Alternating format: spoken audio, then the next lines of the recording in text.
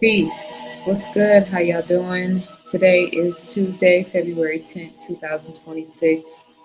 I pray that this message reaches you all in the best of health, spirit, and mind. I am doing well. I am ZaZaAli.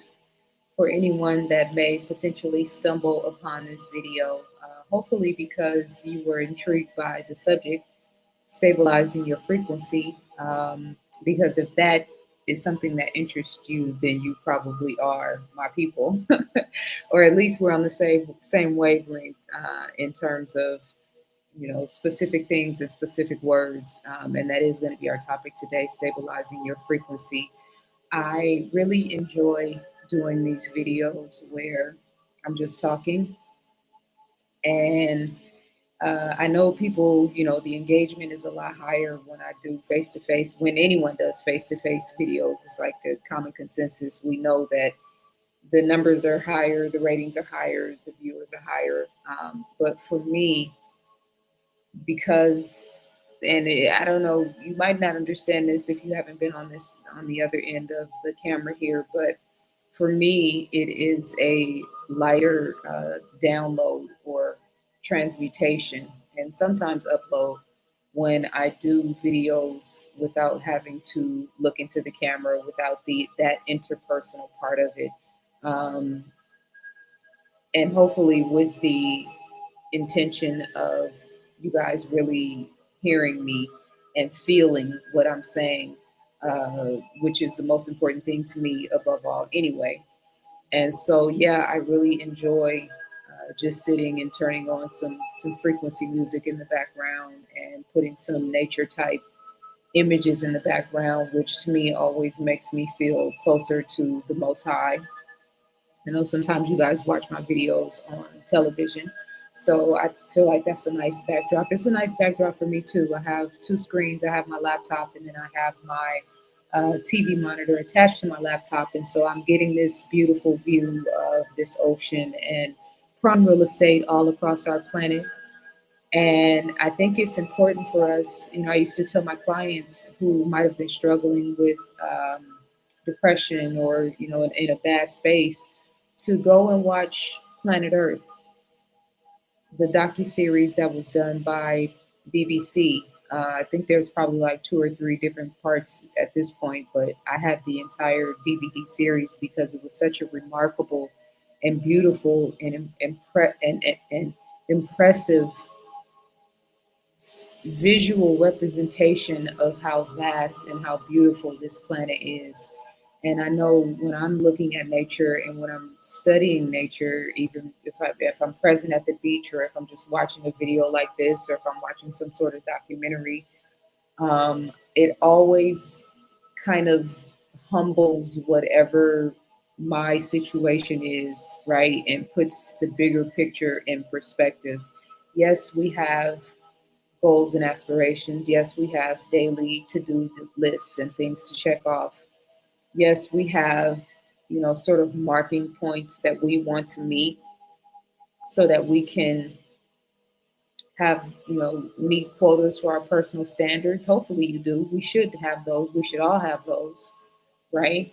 And that's one of the important elements of stabilizing your frequency that's not often talked about. But it is critical that we are always reaching for something.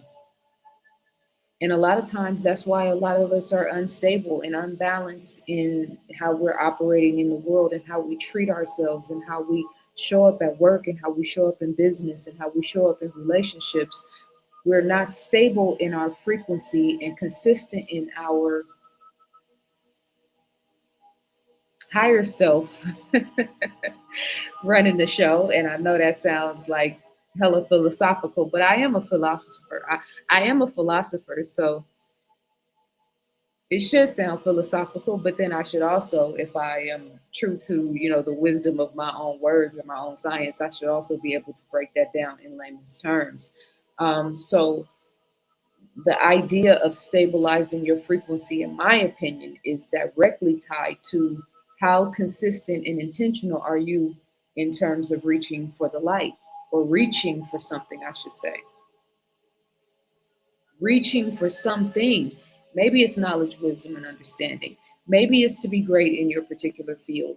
Maybe it's to learn the ins and outs of some weird botanical something dealing with plant life or wildlife, or maybe it's traveling the world, or maybe it's writing a book or writing books, or maybe it's building a compound for your family, or maybe it's taking time off to just go and explore the world, reaching for something, expanding, creating, figuring out, considering, challenging. Did I say expanding? I said reaching, thriving, yearning. What do you have a yearning for? And not a yearning like from a, despot, I'm hurt and alone and I'm yearning for, right? Not that space. And don't get me confused. You can be yearning for love in a positive way. And you can also be yearning for love in a desperate way, right? So, but for the sake of what we're talking about, reaching for something that makes you feel alive, that makes you feel invigorated, that makes you feel close to God in whatever capacity or understanding you have of what God is. I support it all as long as it's rooted in love. And so a lot of us aren't able to stabilize our frequency because we are in relationships that's sucking our life force energy, or working jobs that we hate, or inundated with fear because the conversation in the collective consciousness is getting the best of us, or worried we're never going to live up to our full potential. I think that's like the boogeyman in the dark that most of us are not really able to even put into words.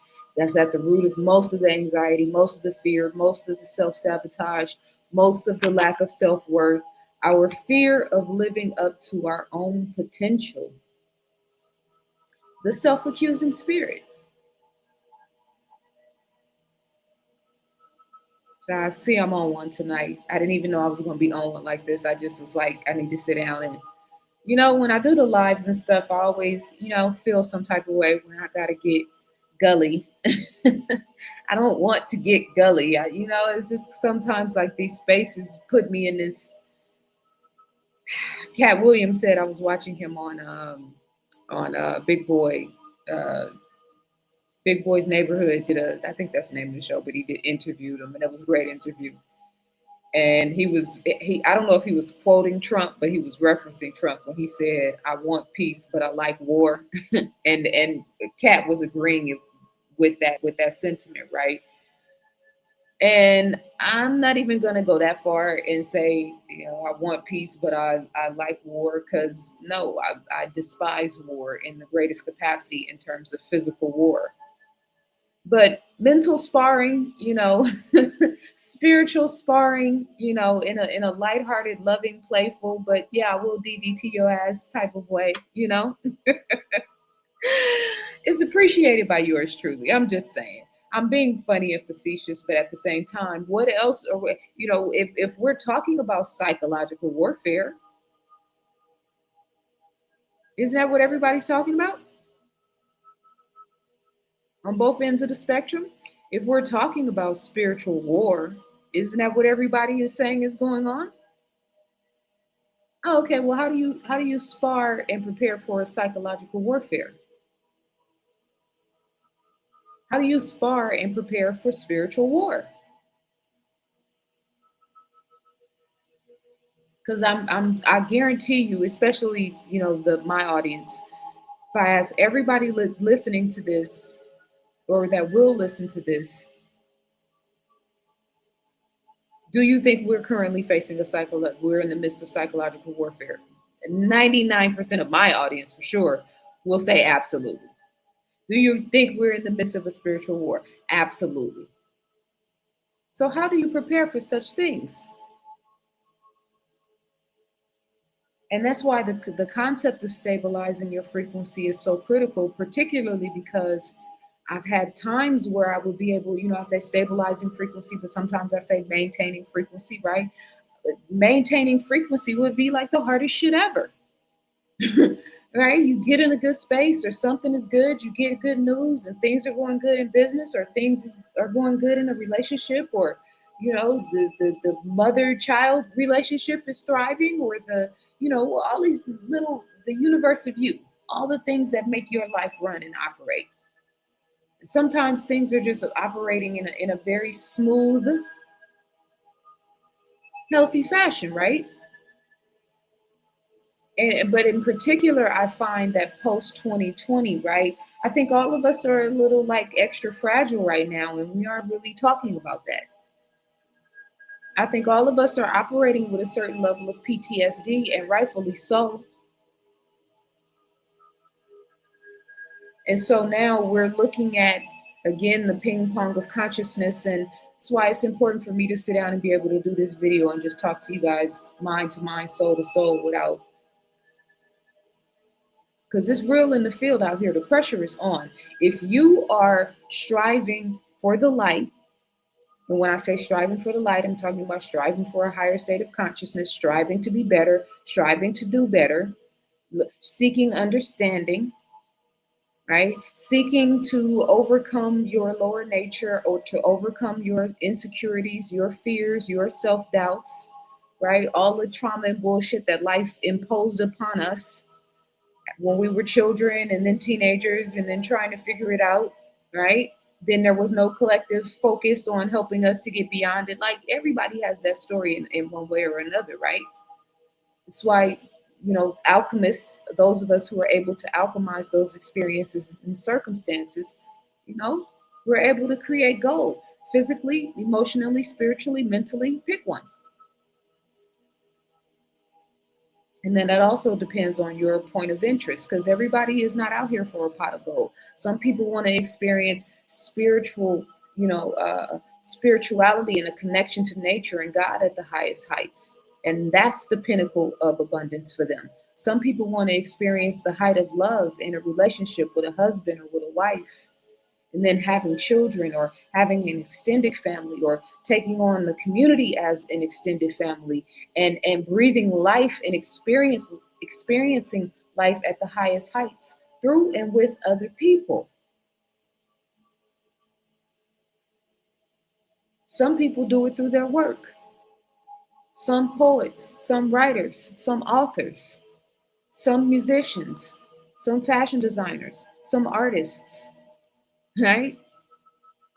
Are experiencing life at the highest heights through their creativity, from having a vision in the mind's eye and then being able to bring it into physical fruition. I can guarantee you, every single book that I've ever written, every time I get the book in my hands, there's always this very high frequency appreciation, satisfaction, just this moment of pure supreme satisfaction and love for myself, being proud of myself. Because guess what? I remember the first time I thought about doing this in my mind, when it was just an idea in my mind. And now all of a sudden I'm holding it in my hands. And now all of a sudden I'm shipping it around the world. And now all of a sudden I'm already thinking about the next one, because I'm reaching for something.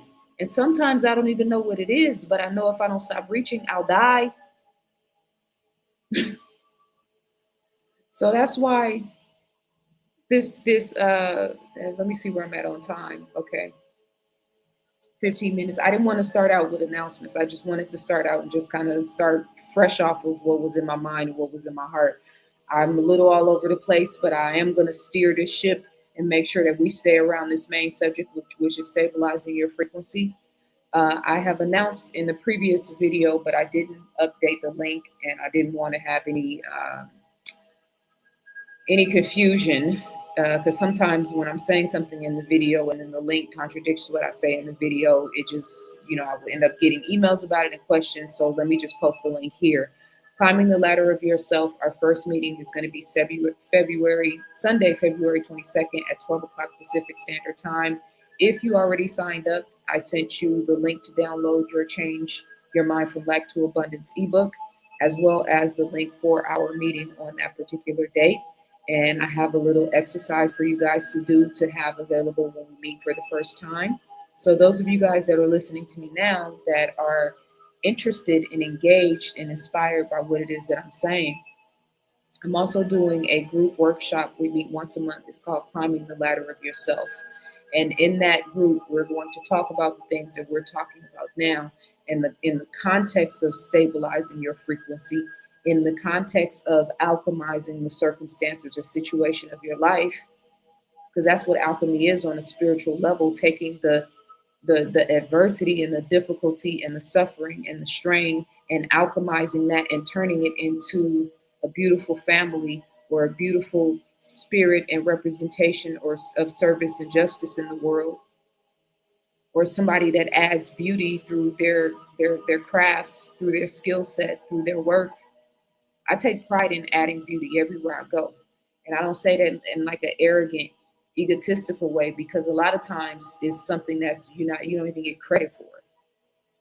Sometimes it's just talking to the one person in the room that everybody is ignoring or is not getting, you know what I mean, any human attention. Sometimes it's just a random smile at a person that looks like they're having a bad day, or complimenting someone on something, or it's a lot of little things and nuances that we could be doing, that we should be doing to be kind to one another. So, climbing the ladder of yourself, we're going to meet for the next 4 months, once a month on a Sunday. Um, February 22nd is our first meeting. The link is in the description if you want to sign up. That sign up charge is the monthly charge, and I put this price point at a very, you know, a space where I feel like it should be able to be met for anyone that's ever wanted to work with me, anyone that wants to come together and have a like minded conversation, and then have exercises and things that we're going to work on beyond our time together, and then come back together and talk about the things that we worked on, and just kind of coming together and having a meeting of the minds, slowing down the noise and the pace and the crowdedness of the world, and just coming and having an intimate, I do my thing with my climbing the ladder of yourself presentation. Although that word sounds stiff, I was trying to think of a better word earlier. It'll come to me. But workshop, presentation, whatever you want to call it, doing what I do, doing the ZaZaAli. Philosopher, of course. The Philosopher's Stone, what is that from? The Alchemist, yes. And that's actually a book I have in front of me that I might read a passage from, because that's part of my expose when I talk about reaching for something, right? And how Santiago was searching for his treasure, and how that yearning and that curiosity and that, you know intentional, not just like flying by the seat of my pants or going with the flow, but like intentionally seeking something out, even if it's just a fantastic voyage, even if it's just adventure. So, climbing the ladder of yourself, the link is in the description if you want to sign up. Next 4 months, we're going to come together, meet, do all the things. Some of the stuff I'm going to talk about now today, climbing the ladder of yourself. Um, yeah, because I'm reading my notes here. I think I did I mention potential? This might have been, I might be getting because I was having a conversation in my head before I turned the recording on. That's when I know I'm about to be on one. When the conversation is so sharp in my head that I'm like trying to jot the notes down to not remember, to not forget something I want to say. That's how, like, clear and consistent the Most High is speaking to me and through me in those moments. And so I'm trying to jot it all down to make sure I don't forget anything. So I don't know if I said this already or if it's just in my notes, but either way, I'm going to say it again.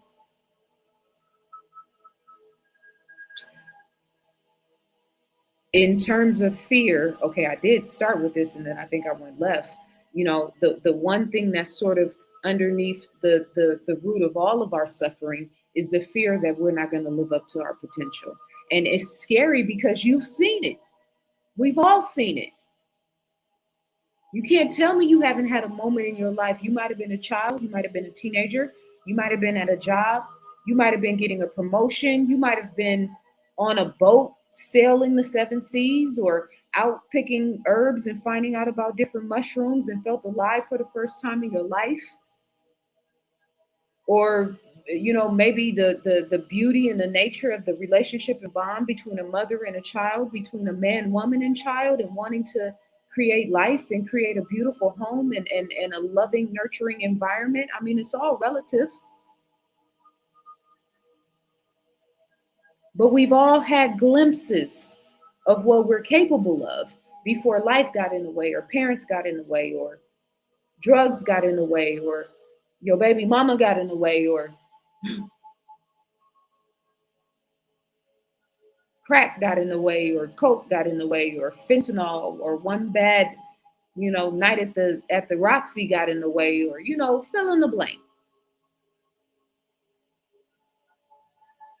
And that self-accusing spirit, the one that we don't the one that is very, very difficult to listen to, the one that is trying to keep us locked in the frequency of the guilt and the shame of the past. I do take super chat love too, guys, even if I'm not live. I do take Cash App love too, even if I'm not live, because I feel like I'm on a sermon. That's why the mountain is showing up on the screen now. Like I can really feel when the energy of God is flowing through me. And I don't say that to be transactional, because I'm doing what I came here to do. So I feel satisfied and fulfilled in that. But reciprocity is a beautiful thing too. You know? I was watching, who was I what was I watching?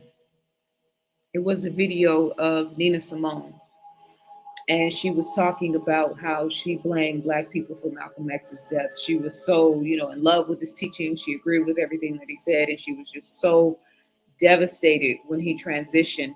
And she said, I blame black people. I blame us for his death because we didn't protect him, because we didn't look out for him. Just like Martin Luther King, we didn't protect him. We didn't look out for him.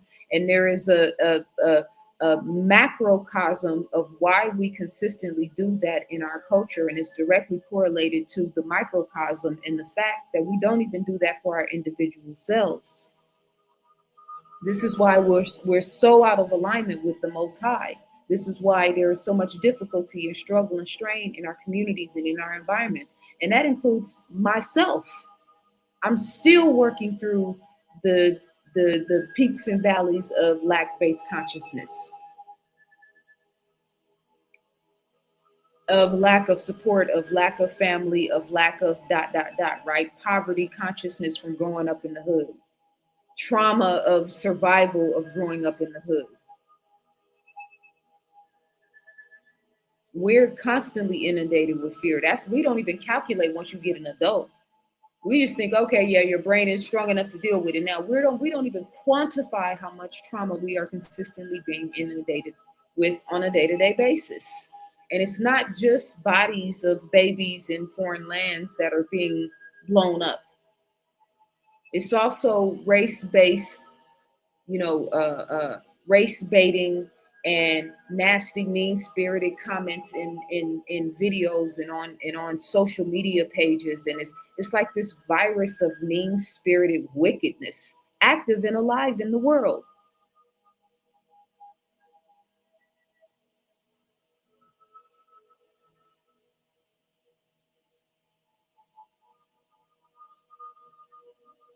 And so, understanding the ramifications of psychological warfare, which is what we're talking about, right? And not allowing it to get to us, but also alchemizing the circumstances so that we can still come together and talk and chop it up. Yeah, I might have to, get a little gully to deal with some certain types of energy, but then I can come back and do a video like this. I actually got back on my square right then and there in that live, just to quantify, right, in real time, but then to also follow up and to have a conversation about stabilizing your frequency. Because guess what?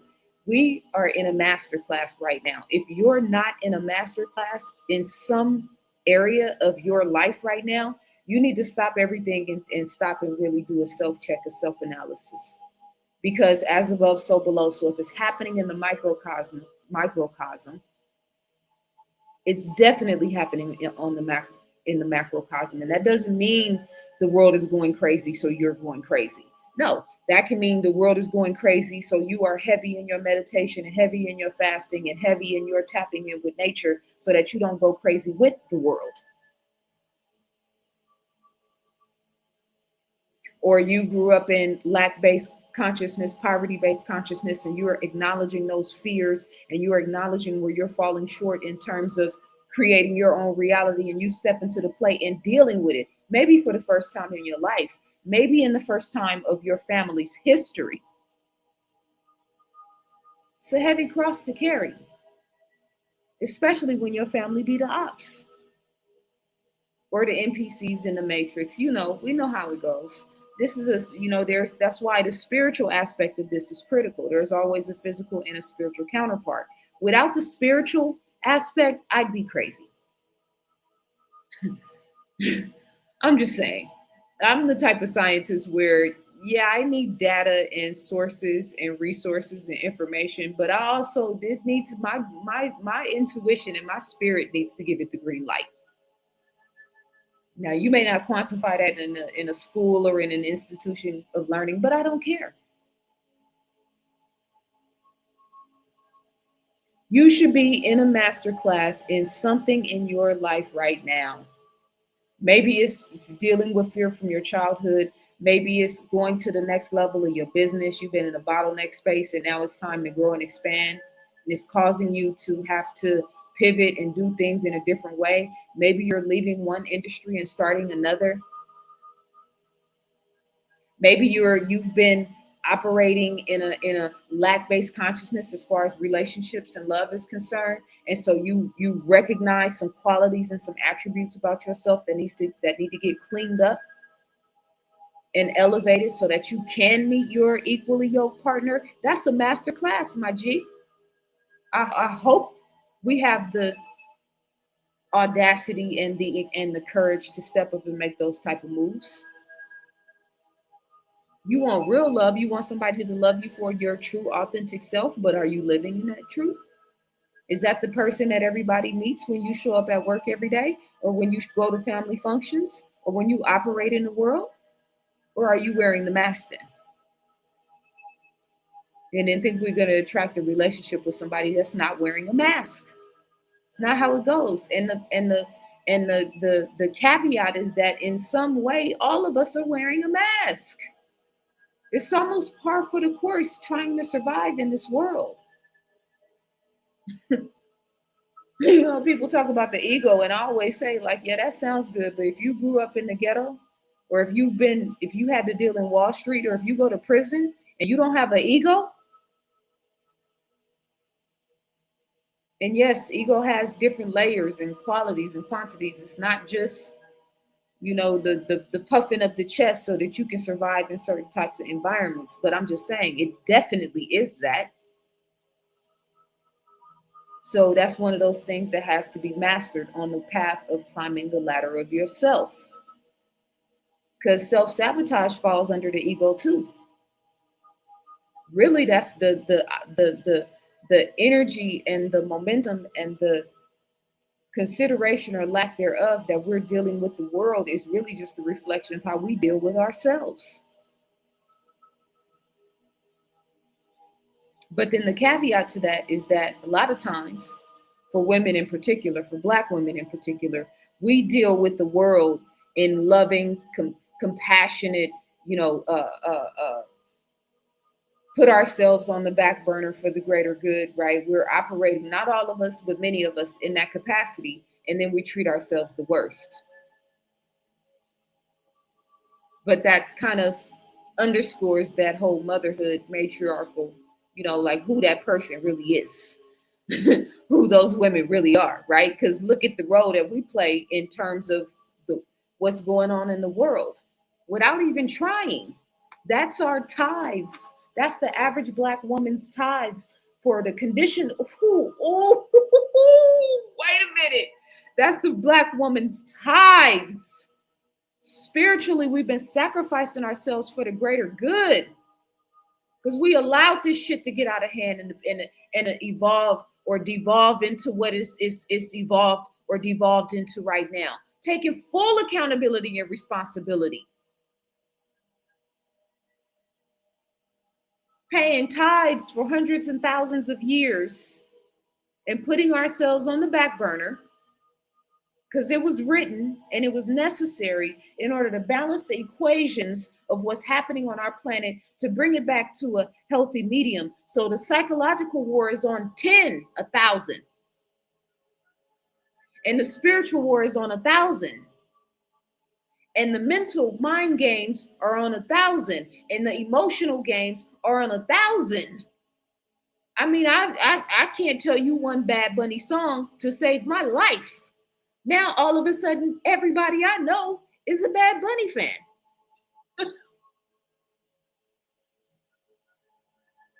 No disrespect to anybody. You know what I mean. Hey, you like what you like. I'm just really, I'm making a joke about this, but I put it in my notes because I just find it fascinating. And then this guy did a video and he was talking about how at first he was like, wow, all these black people is paying attention to this Bad Bunny. You don't know the language, you don't know the words. And then he started talking about how we would be up in the club dancing and singing to reggae music, but we didn't know the language, right? So he did like little clips of like two or three songs, real famous songs that all of us know if we hear them, right? And I'm like, yeah, but the difference is those are songs that we actually listened to and knew. I knew when it came on, I knew what the song was. I knew the if I didn't know nothing else, I knew the chorus, right? We knew when the beat changed, we knew how to dance, we knew how to groove, all the things, right? In terms of reggae, especially Oakland at a certain period in time, Club Caribbean, yeah, was the hottest reggae club. We had so much fun, but that's another story for another time. But it was the Caribbean. Yeah, so these are songs I know. I don't know any of this guy's song. I don't know none of this music. I didn't even watch the halftime. I wasn't even halfway enthusiastic about watching it at all. Not even interested at all. And so I'm saying that to say, because if it was somebody like Kendrick last year, I didn't watch the game, but I tuned in for the halftime show, right? Because I rock with Kendrick. So if it was something that I actually would have been interested in music that I liked, then yeah, of course I would have gravitated towards it. But I'm just trying to figure out, are all these people really Bad Bunny fans, or are they just, is it trending because it's gonna make Donald Trump mad? Is that our primary focus now? We want to take political stances through entities and big wigs like the NFL.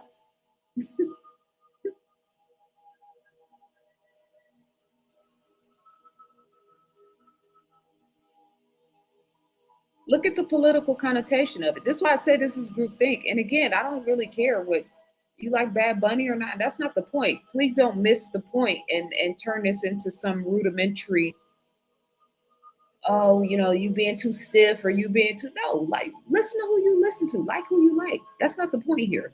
The point is I saw people that I don't even think know who this guy really is that was like super hype about it. And okay, so we're making a political statement now by having an entertainer who on paper represents all the things that you guys say you're not for, right? In terms of artists and entertainers. But okay, he's making a statement by doing songs that you don't know that are in another language. So we have this big experience. The sponsors and the corporate, all the people that we're working against are promoting to you and your children during the commercial break. And I just listen.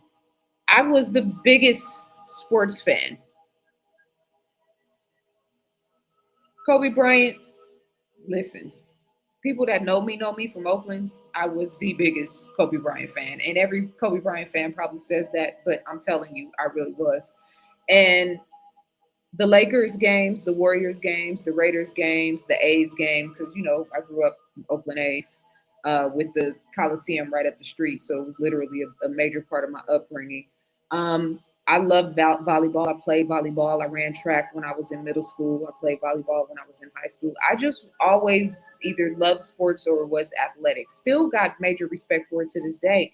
I just can't watch it the way that I used to, especially after the pandemic, the way that they played those players, the way that I just, yeah, I can't. Once the lights come on for me, it's hard to sit there and pretend like I don't see what's happening. Like there's not a big screen behind the screen that's kind of running all of this and making it look like it's real. So But I still respect what it takes to be a professional athlete, to play at the highest heights, because those are God given talents. But the groupthink element. And then of course you got Bad Bunny, so we're keeping the racial dichotomy strong, right? And Turning Point USA is battling out the NFL's Super Bowl. I saw Candace Owens, I didn't watch the video, but she had a video titled Halftime Wars. TPUSC USA versus NFL. And I'm gonna assume this was the concert where Kid Rock and somebody else played. I don't know. I'm just hearing, little rumblings. It's not that important enough for me to really pay attention to it, but I do see the headlines and things like that on different pages that I follow on social media. So I'm just reading this like halftime wars, TPUSA versus NFL. Okay,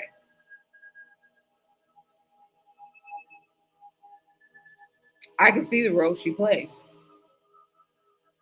And yes, it's just a halftime game. And yes, it's just, entertainment and it's not that serious.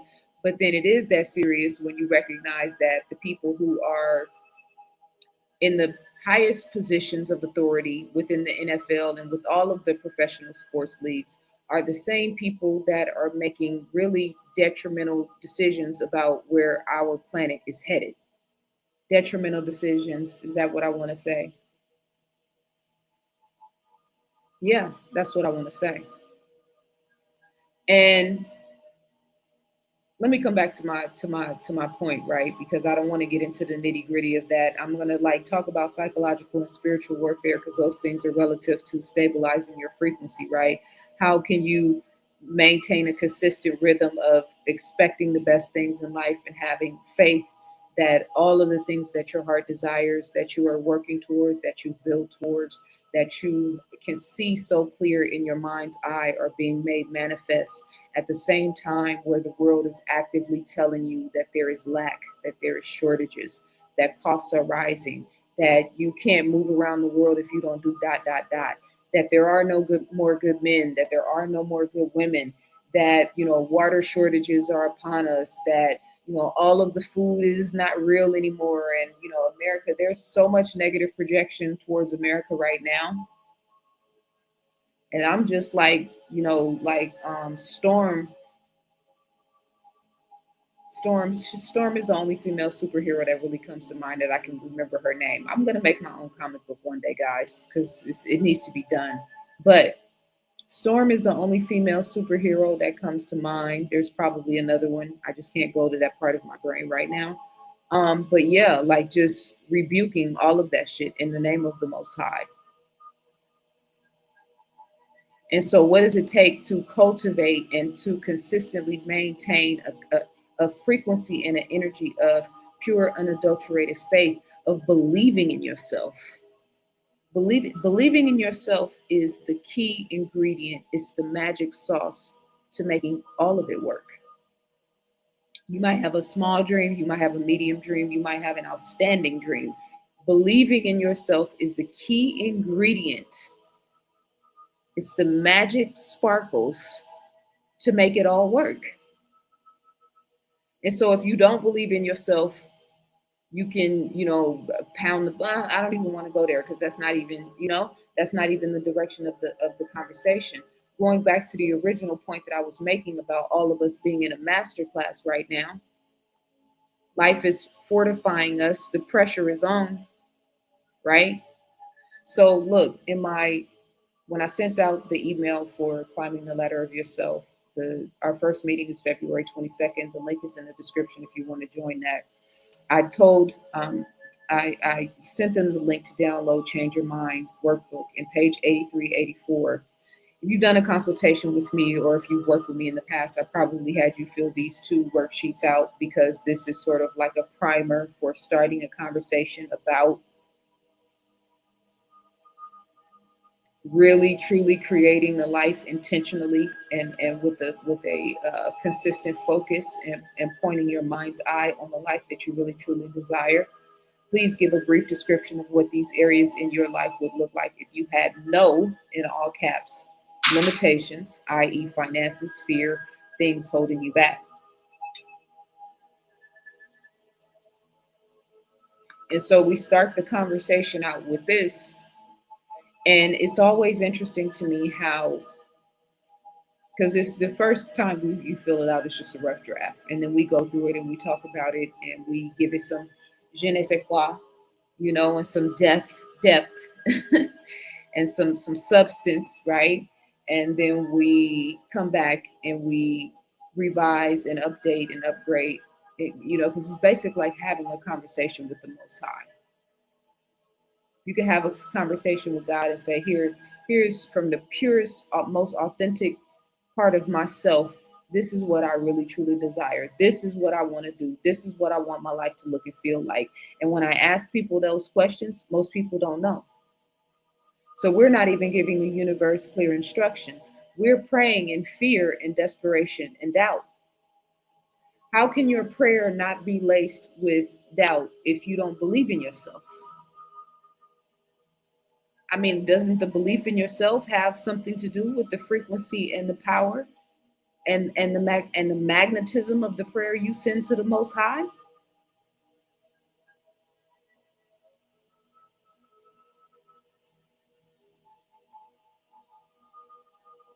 So yeah, Bad Bunny, everybody's so excited about this. I'm just like, okay. Kendrick Lamar, I loved the performance last year, but I was also very aware that he was doing it on the Super Bowl and what that meant in the bigger scheme of things. I understand Jay-Z, happy for Russell and that he's making a deal that looks like it's what's best for in his best interest and would never want anything other than goodness to come to him. But I also know the role that Jay-Z is playing. He's a gatekeeper, to quote Black Dot, who I watched episode where he was talking about this and said he's a gatekeeper, and he is. So I thought it was ironic that Candace Owens would be, that would be the subject matter. And again, everything don't have to be super serious. Everything don't have, some things can just be light and playful. But this is also, we're all in the movie now. We're not, it's the reality TV has lost its luster because honestly, we're watching reality TV play out every day. Every time you turn on social media, every time you watch a Donald Trump interview, right? Every time we're seeing how the government is operating and navigating what's happening in world affairs, and then how the average person is responding it, tweets, retweets, sharing, all of the things. We're all a part of the movie now.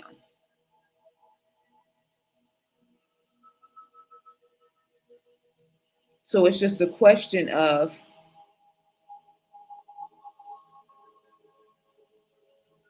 can you navigate in and out of this world and do what you have to do so you can really do what you want to do and not get stuck and caught in the matrix?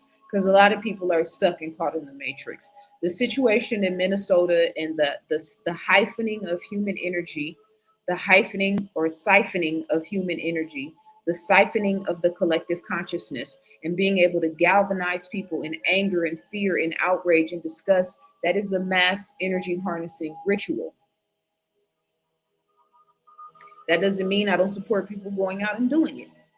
How do I know it's a ritual? Because the same thing that started that is the same thing that was happening during the Biden administration when they were letting those same people, immigrants from other countries, in and paying for their room and board,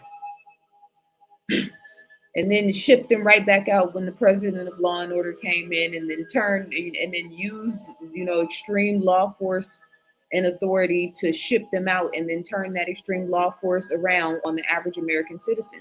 That was the plan from the beginning. They did it in 2022.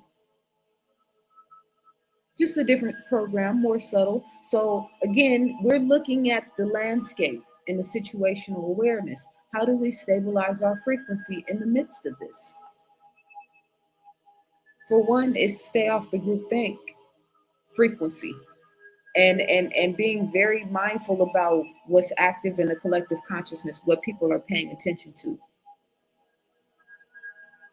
just for situational awareness. And sometimes, because someone asked me in the last live, how do you know how much to be paying attention to, and then how, when to stay away from it, like how it's affecting you. If it's keeping you if it's keeping your frequency from being stable, If it's keeping you fearful or, trepidatious or walking on eggshells or, right? And it could be anything. There's so much anti-relationship content online now. Like being single and trying to stay optimistic about love is a hell of a thing. Like walking a tightrope if you don't have control of your own mind. So whenever it starts to feel like it's getting too much of your time and energy and attention, because consciousness creates reality on a macrocosm and the macrocosm, which is galvanizing 300 or 400 or 500,000 people or millions of people around the world for one common collective cause, if and when that common collective cause is something that was created by the people that they think that they're fighting against. And most of what we see happening in the world, that's exactly what's happening. So you have to have spiritual discernment to even be able to peep the landscape to know what is what. And it's a difficult time right now to be waiting for somebody to tell you that because there's so much BS and misinformation online. I'm waiting to see consistent on the ground reporting of Burkina Faso and Ibrahim Traore. There is so much content online made by AI around this man. It makes my antennas go up. I would think that if this brother, and I say if, not if, like I don't think it's happening. I'm just saying if, because we don't have any on the ground, vantage point or views or conversations with him where we can ask him about it. We're in the age of misinformation now. We're like, I was watching Middle Nation is the program that I'm always talking about. I can never remember the guy's name, but Middle Nation is his show.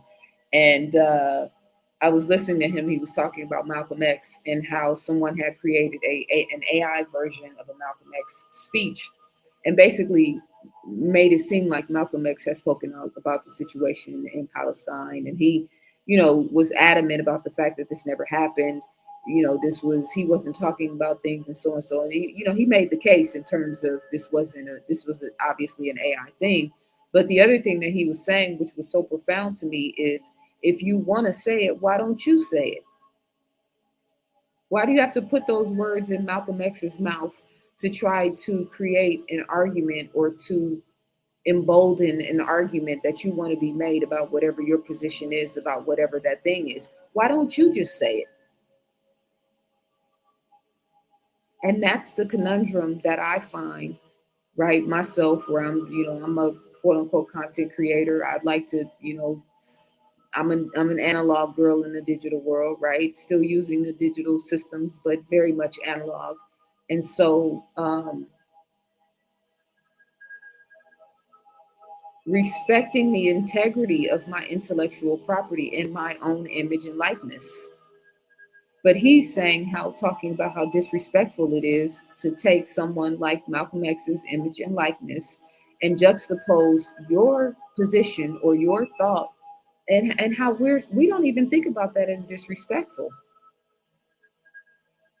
until it's you, until somebody takes and when I say you, I'm talking about all of us, right? Someone takes the image and likeness of your daughter or someone in your family or maybe even you and uses it for nefarious purposes.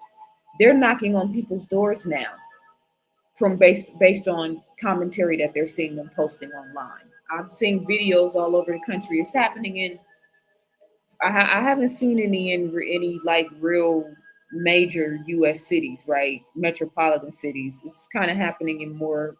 I'm not saying it's the only place it's happening, but the videos I've seen they aren't like major big cities, but yeah, where government officials, feds come knock on your door over something that you said or posted online. So that's dangerous when people have access to just create an image and likeness of your image and likeness. So his point again, the thing that really stood out to me was, why don't you say it?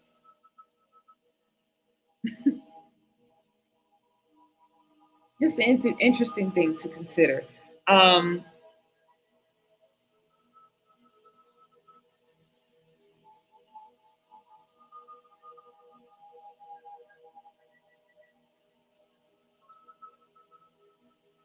I want to read this passage real quick from Alchemy, Saint Germain on Alchemy, Formulas for Transformation. I may have read this in a video before. I don't remember. It's just some pages that I had highlighted. I was going through it earlier, and I was talking about alchemy.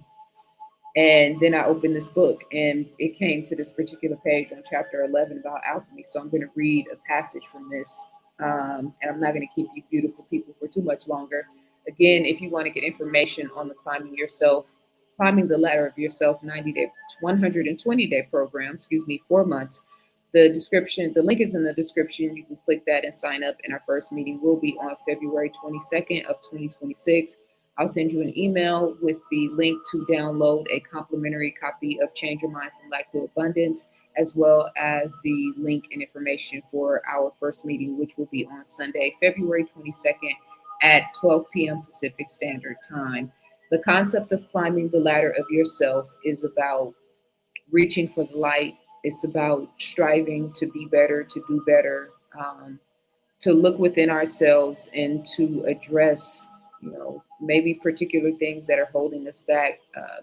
Or sometimes you're not even being held back. You're just not challenging yourself, right? You're not expanding and growing. You're just kind of running in circles or running in place, right?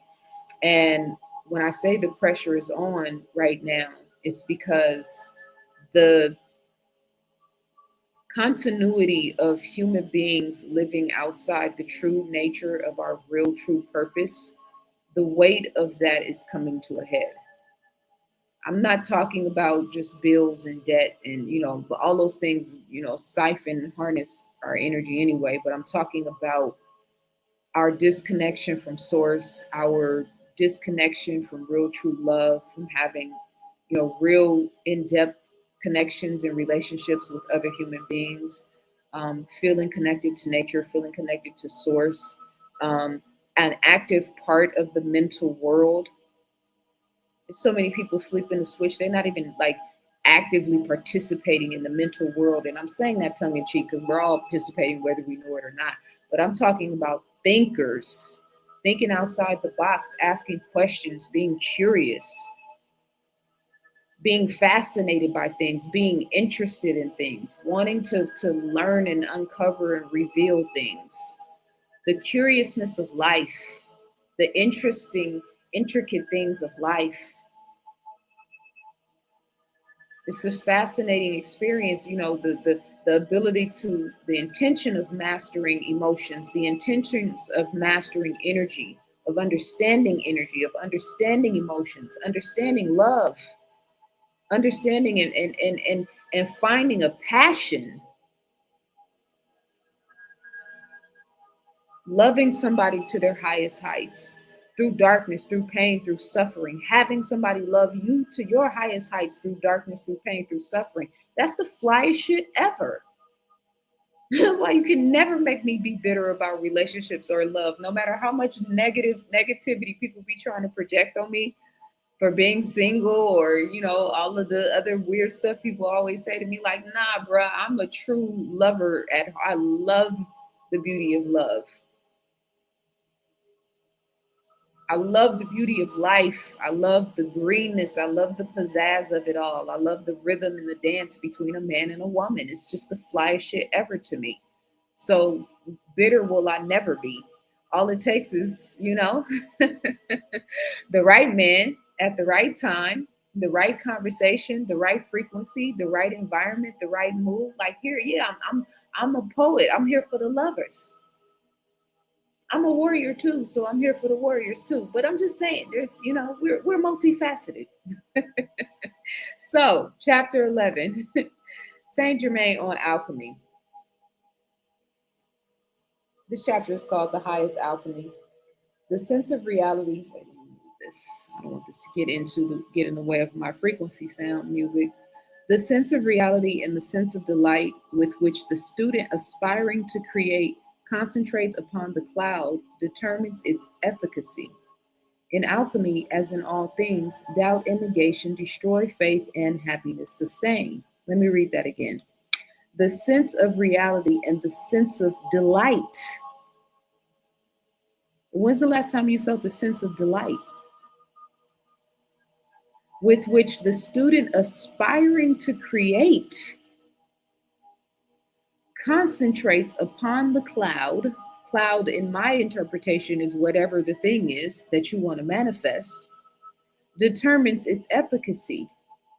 So the sense of delight in you considering and contemplating what you want to create, what you want to create, is what determines its efficacy.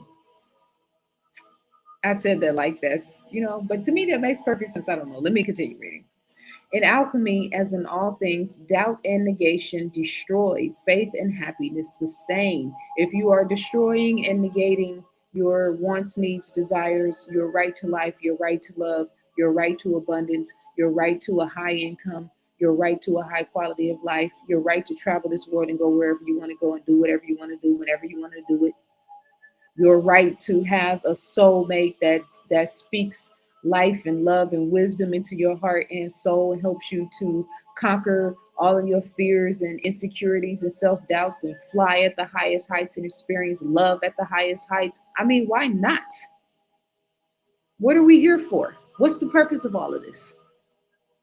If I got to deal with all of the chaos and weird shit happening in the world, yeah, I'm thinking big. I'm dreaming big. I'm focusing big.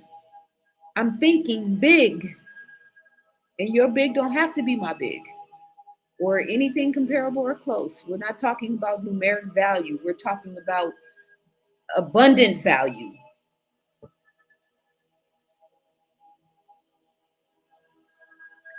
Man must come to recognize that space and time are necessary subdivisions of one soul reality, that the limitations which they embody, providing necessary boundaries, can become ladders to boundlessness and a veritable means whereby any electron in space can become a universe or the universe can become any electron.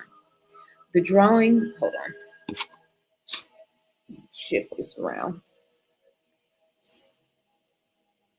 The drawing in of the sustaining health of the Holy Spirit and the expelling, therefore, thereof creates an eddying of consciousness in concentric, rapidly moving rings expanding out to the farthest periphery of a manifestation. Now, bear with me here because I'm going to contextualize this in a second. Eddying, EDDYING, is one of those words that I would be looking up if I wasn't reading this live to you guys, just to make sure that I have what I think that means correct, but I digress. The finite mind may find it difficult at first to grasp this principle. To make it easier, let us explain the consciousness of God that sustains the universe is also within man. Now, if the consciousness of God that sustains the universe is within man, it is unreasonable to suppose that man can also be within the consciousness that sustains the universe.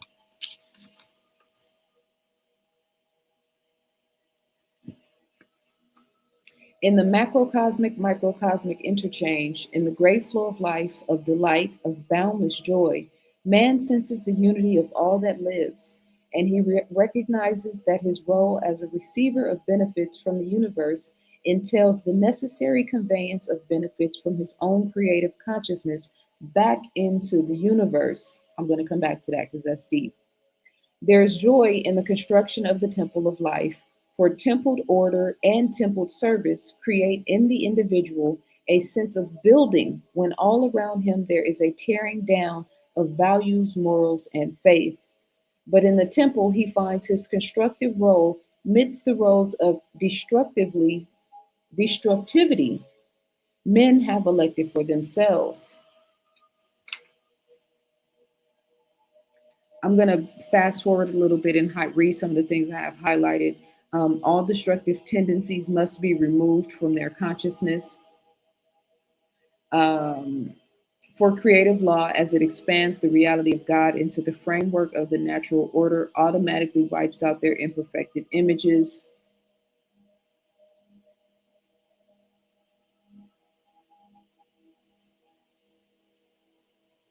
Okay, I just want to make sure I made the points. Let me come back to this line because it sounds super deep and super complex, right?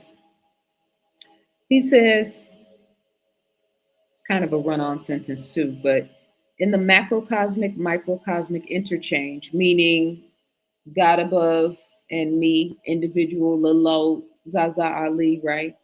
Um, in the great flow of life, of delight, of boundless joy, man senses the unity of all that lives, and he recognizes that his role as a receiver of benefit from the universe. So, in order to receive the benefit from the universe, from God, from Allah, right, from the Most High, in order to receive the benefit from the universe, entails the necessary conveyance of benefits from his own creative consciousness back into the universe.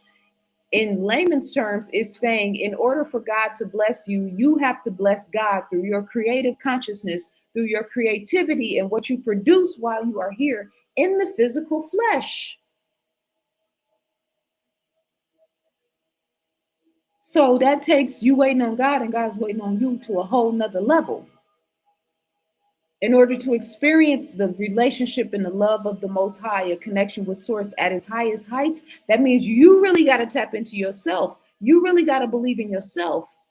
You really have to know your passion, your mission, and your mission might change. I have multiple passions, I have multiple talents, multiple gifts. Most of us have multiple talents and multiple gifts. We just been battling a world that's constantly telling us to put that down and go get a job.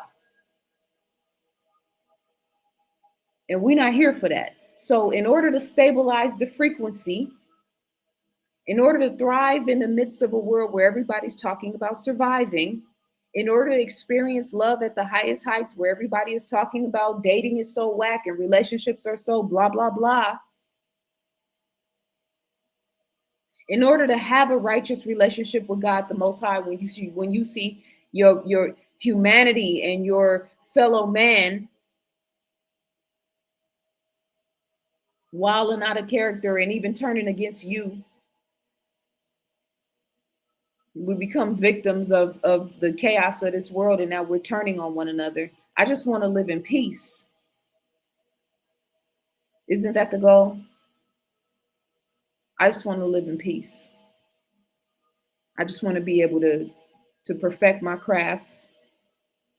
I have like 5 or 6 things that I feel like I need to be perfecting, crafts that are God-given talents that have a fire and a passion in the pit of my stomach.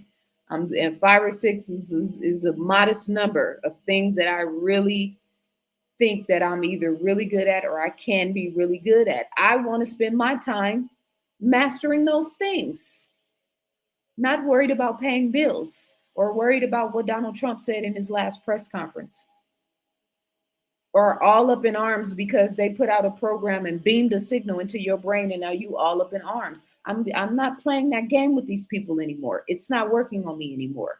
So I'm here to speak to the brothers and sisters that are amongst us that are operating in that same capacity of consciousness, because we need to be building the new world in our minds and in our hearts first and foremost. What did he just say?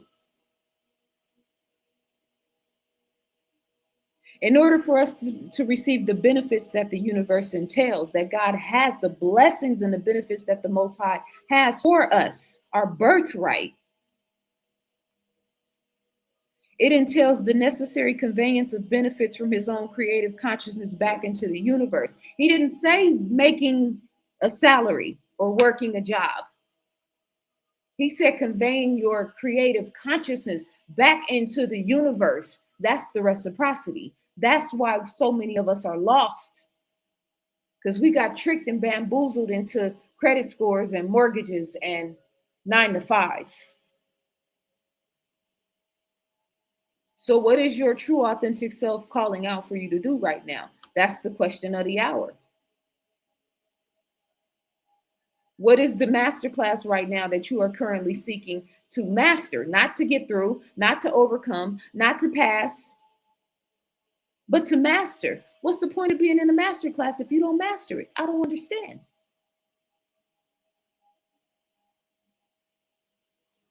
We should be thinking about mastering something. Not talking about transactional things, although if your thing of mastery relates to transactional, then that's all good too. Some of us need to master our lower nature. It's not safe out here in these streets to just be wilding out sexually and just sleeping with any and everybody. It's a whole nother level of technological, spiritual, psychological warfare taking place. If you on your square, then you already know. Some of us need mental discipline because we are ruminating negative thoughts in our minds and we are allowing Satan and the devil to roam free and live rent free in our minds, thereby negating the whole capacity to stabilize our frequencies. When I say frequency,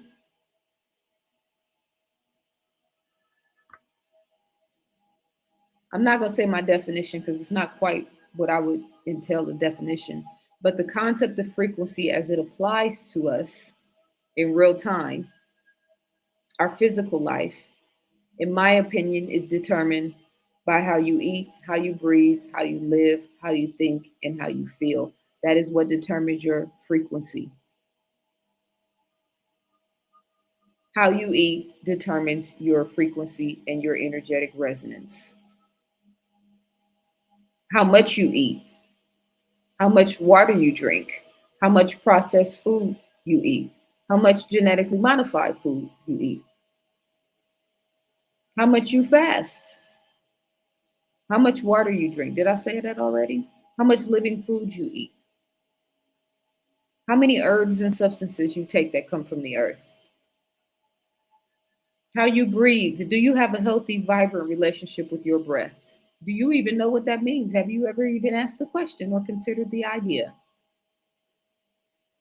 Do you understand what prana and chi and life force energy is and how that is connected to you being able to tap into the mind of source or the most high and download and upload the resources and the guidance that we need during this hour to answer the questions that only time and spiritual connectivity are going to answer. It's a lot of unknown things happening right now, and fear of the unknown is usually the biggest fear.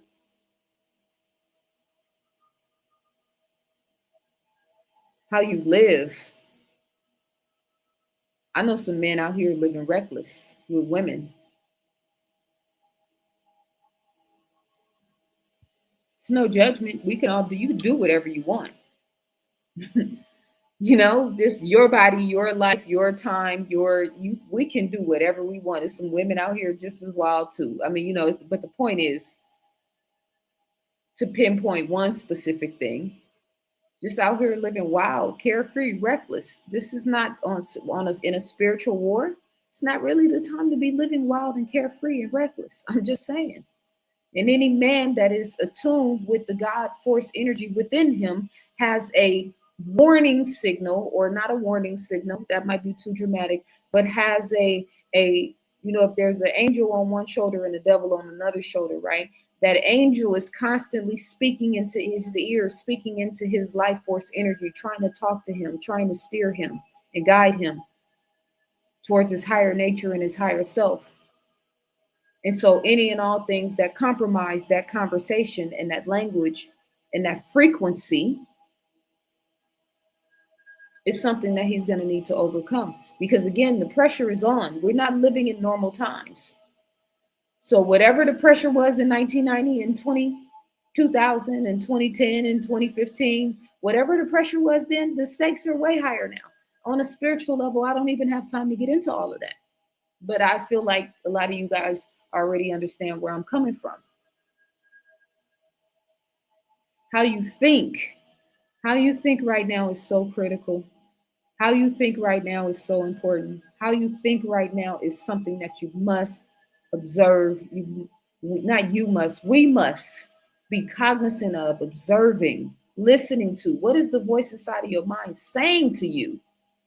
And would God talk to you like that?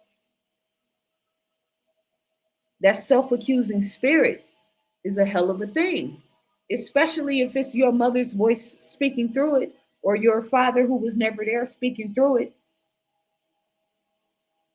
or the chick who ran off and broke your heart speaking through it, or the baby daddy who was emotionally and physically abusive is speaking through it, or the teacher who picked on you because you were this or that, speaking through it. All of it, we all got a story. And that self-accusing spirit, again, we got to get control of our minds. The frequencies are affecting us. The cell phones are affecting us. The diet is affecting us. It's affecting the way we think. Screen time is affecting the way we think. LED lights is affecting the way we think.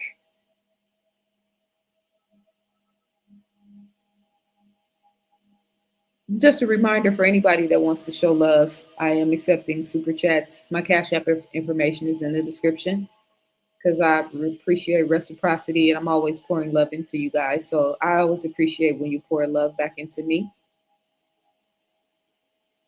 How you feel? How you feel? How do you feel? No, not for real. Like for real. Everybody asks you how you feel. Oh, I'm good. I'm doing okay. I'm doing all right. I'm fine. 99.9% of people do not really answer that question in truth because, number one, it's usually not asked in the capacity where a person is really even in a space to answer the question. Right? How are you doing at the bus stop? I mean, or at the checkout at the grocery store, or, in a brief conversation where it's not really, nobody's really trying to get that deep. So, but I'm just saying, how do you feel in your physical body? Do you have chronic pain? Do you have ongoing physical nuances that you're struggling with? How do you feel when you just sit down by yourself and just let your mind be still without any stimulation, without a phone, without somebody talking to you, without worrying about what's going on in the world? How do you feel? Do you feel safe? Do you feel loved? Do you feel nurtured? Do you feel together? Do you feel present? Do you feel clear? Do you feel sure? Do you feel sure about anything? Do you feel sure about anything in your life right now? Do you feel confident? Do you feel inspired? Do you feel invigorated? Do you feel on time or out of time? Do you feel behind? Do you feel stressed or do you feel encouraged? Do you feel alone or do you feel protected and provided for? Like God always makes a way, like something always comes through. Always, always, always, always comes through. If something always comes through, then that means you could never be alone. If something always comes through, that means there, you know what I mean? We talk about Big Brother in his eye, that's one thing. But when you talk about the real all-seeing eye, you matter that much where God intervenes in your affairs? Absolutely. Happens to me all the time. And I believe that my blessings have been sometimes miraculous because it was like balancing out the equation of my lack of support system and my lack of family dynamic and things that I may have been considered a handicap at one point, but eventually came out to be superpowers at another level. But yeah, I had to have an ongoing like angel type energy and consciousness walking me over and crossing me over bridges and circumstances that the average person wouldn't even believe if I told them. So there is a the concept of ma'at and that balance, the concept of a scale and the balance is always there, but the caveat is you have to energetically, mentally, spiritually, emotionally, and physically, you have to project into the universe what it is that you want in your life. You can measure how good you're doing based on the quality of people you're attracting. You can measure how good you're doing based on how you feel in the morning when you wake up to start your day, at night when you go to bed. You interact with random strangers. Are you irritated with the world? Or are you out in the world spreading love? Like I said in the last video, you have a relationship with the world. It's not just your nuclear family. It's not just your extended family, although all of that is very important. But we have a relationship with the world. And we can see now how the world is reacting to the things that are happening in, America versus everywhere else. I mean, it's just the group think and the ping pong consciousness. I just cannot get on those hamster wheels. I refuse.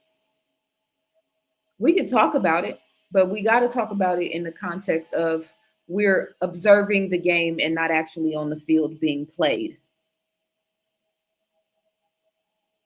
So I wanted to put a few things on your mind and heart, and hopefully I did.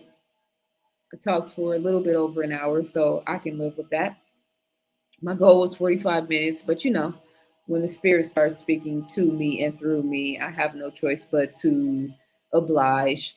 Again, if you want to join the Climbing the Ladder of Yourself 4-day, 4 month, 120-day program, which our first meeting starts on February 22nd, you can click the link in the description and sign up there, and I will send you all the information so you can join us on Sunday the 22nd, as well as download your complimentary copy of Change Your Mind from Lack to Abundance. I'm looking forward to that. And yeah, I'm going to challenge myself. I'm challenging myself with putting up content for the next 30 days. I'm not going to tell you guys what the actual challenge is, because then that's putting too much pressure. So now I got you guys involved with my challenge.